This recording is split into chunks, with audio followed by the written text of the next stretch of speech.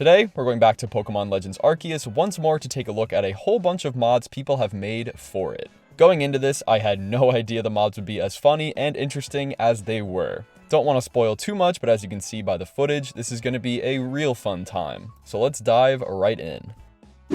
Alright, so this one is just too good not to start out with. It's Braviary, but he's a little faster than normal. The regular Braviary ride Pokemon allows you to fly around the world a lot faster than walking. Well, what if Braviary was modded to strap a jet engine on them? Yep, this footage is not sped up in any way. This just makes you fly around at insane speeds. It's an absolute blast to just soar from one end of the world to the other. The game doesn't really lag at all either while doing this, so it's a great time. Now, getting from waypoint to waypoint will take a fraction of the time. The only real complaint I have with this is controlling the dives. You shoot down with the same speed boost, so it's tough to manage. I'd just recommend hopping on and off the ride to descend down. So as expected, tougher to navigate tight areas, but is great for getting from point A to point B fast.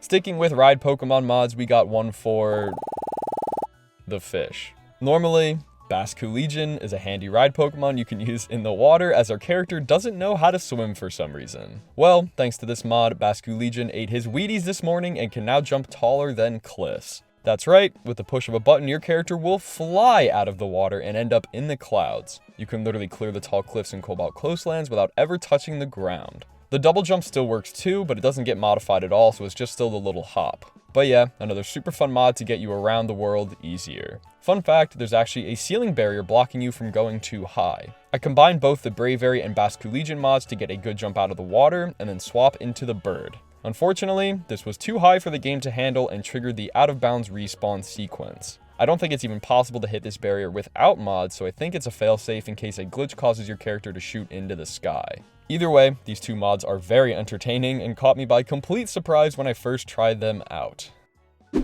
Moving on to something a little more practical, all balls are jet balls. By that I mean the physics of a jet ball are brought into all the other balls. Jet balls travel the furthest and are probably the best in terms of sneaking up on Pokemon. Well, now great balls, heavy balls, and every other one in between will now be able to be chucked with maximum velocity. You have two options when installing this mod. One keeps all the respected catch rates of each ball, while the other converts the catch rates to those of the regular jet ball. So I decided to go with the first, as I want my Ultra Balls to have Ultra Ball catch rates. This can be a very useful mod when trying to catch large amounts of Pokemon, as you can just spin around and toss them in all directions. You no longer have to sneak up on big lads with a heavy ball, just yeet that thing from 50 feet away. Alright, going back to fun mods, this one pretty much speaks for itself, so let's see if you can figure it out. Yep. All regular overworld Pokemon are now massive. Not just double the size or any weak stuff like that, 10 times the size. You should now have no trouble spotting any of the Pokemon in the world, and it just makes the environment look hilarious. Even the smallest Pokemon will tower over you now. Battles can be hard to spectate, as it's just these colossal giants dueling it out. Their hitboxes are luckily also increased, so catching them is just as easy as it looks. Everything just looks so terrifying in a funny way. Like this Onix that's the size of a skyscraper. I do not want him chasing after me. One great side effect I found is that the unknowns scattered throughout the world that you're supposed to hunt are large too. So trying to go around and find them is a whole lot easier now. Like look at this guy. Who's he fooling? I wanted to try and showcase my team, but Dialga and Palkia are just too dang big for the screen, so I didn't even have enough room before the other ones despawned. A great mod overall and just creates some really funny moments roaming the world. If that mod's a little too aggressive for you, the same creator made one for only alpha Pokemon. There's a whole bunch of options like times 5 the size or times 25, but I just went with 5 times as alpha's already kinda big anyway. Also, for the record, I did try 25 times, but my game crashed within the first second of it trying to load in the first alpha I saw. But don't worry, 5 times is still huge and makes the alphas look that much more alpha. Battles are funny, as my Pokemon are too small. This guy literally ate my Darkrai here. Oh my god. So, you have options. You can throw both these mods on to make your character look like an ant, with all these colossal creatures roaming around. Or just to make the alphas look that much more scary.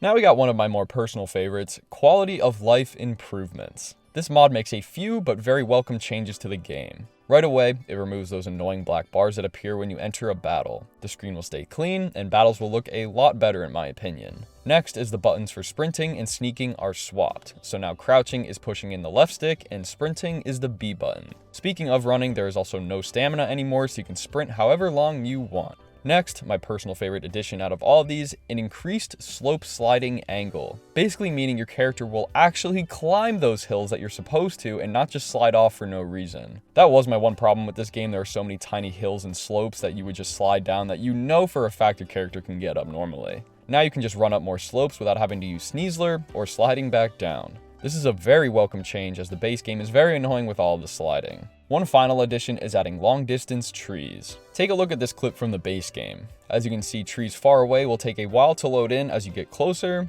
but now switching over to the other clip, you can at least see the picture that there's a big forest up ahead. They still do an additional render once you get closer, but it just looks better from a distance and more natural than the original.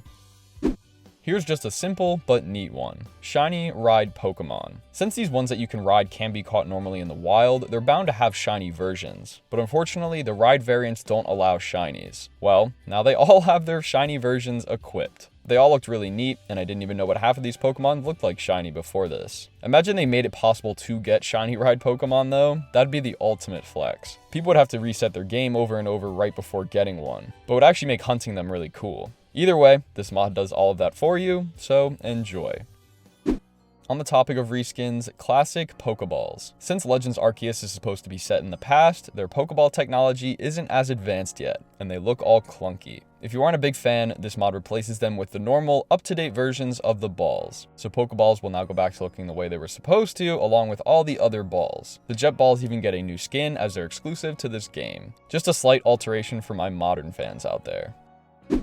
If you've played Legends Arceus and tried to complete the Pokédex, you'll know just how annoying the shaking object Pokemon are. Throughout the world, certain trees and rocks have a chance to shake, meaning there's a Pokemon inside. Well, this mod flips the on switch for all the trees and rocks so they're all shaking at the same time. No longer do you have to scour the land just for a chance to encounter a Cherim. Trees everywhere will be shaking, so you have a lot better odds. I don't think this is one you should keep on at all times, as you may just want to farm resources out of the rocks and not fight Pokemon. So I'd only have it on when you're hunting those Pokemon for the dex. Also, kind of unrelated here, but while I was recording footage for this mod, I ran into a full odds shiny Psyduck. I was just flying through Cobalt Coastlands and I heard this jingle that I wasn't used to hearing. So I turned around and lo and behold, a blue duck was just chilling on the ground. I swear I didn't have any increased shiny mods on or anything like that. It was just sitting here. It's happened to me a few times during my original playthrough, but never in a million years did I picture me running into one while recording. But I do need a name suggestion, so please post them in the comments as I love this little guy now. Moving on to a small but neat one. The complete Hisuian Cyndaquil line. In the game, all the starters keep their original first and second stages, but then branch off into a Hisuian form for the final stage. The Typhlosion one looks super cool with the purple, and now the first two forms will have the exact same style. They feature the purple flames in battle as well, so they match up very nicely. Hope the creator eventually makes versions for Rowlet and Oshawott, as these are very cool. Sticking with more Pokemon reskins, Onyx Onix. There were a bunch of other reskins I could have shown off, but I literally just picked this one because of the name. Onyx Onix. But yeah, all Onyx will now have this cool black glossy color. It even features a new UI and Pokédex image, which isn't very common for reskins. I wish this was his shiny form instead of the gross green that they made it, but not much else to say other than that. I really only wanted to show this one off solely for the name. Here's a staple mod in most Pokemon games, 100% catch rate all the time. Pretty self-explanatory, Pokemon will now never escape a capture regardless of the ball you're using. Now you can just run into an area and throw balls in all directions. This takes most of the fun out of the game as you don't have to sneak around anymore or feed berries that they like. Just hit them and they'll never escape. The only thing blocking you is when certain Pokemon spot you and have the X over their head. The balls will just bonk off them like normal as you're not even allowed to catch them yet. But yeah, great for completing the Pokédex or doing some space-time distortions, but it does take a little bit of the fun out of trying to catch them. And finally, a little graphics upgrade. I never really had a problem with sky textures or the clouds. I personally like the jagged look as it fit the art style well. But this mod aims to improve the skybox and make it more realistic. Just makes it so the clouds are more cloudy is all. Nighttime is super sick though, as there's just millions of stars scattered throughout the sky. Not anything super crazy. I would keep the night portion of this mod on if I could, but I like the original clouds. So there you have it, a whole bunch of fun, interesting, and random mods for Pokemon Legends Arceus. I hope you guys enjoyed, and I really hope I pronounced all the Pokemon names right this time. I swear I got hundreds of comments on the last video complaining about Basculegion, and I started laughing after a certain point. Was also just debating butchering the names even harder just to mess with y'all. But yeah, had a lot of fun modding Legends Arceus. If you want more Switch mod videos or Legends Arceus glitches, I got it all on the channel for you. But for now, I'm gonna get up out of here. Thank you guys so much for watching, and as always, see ya!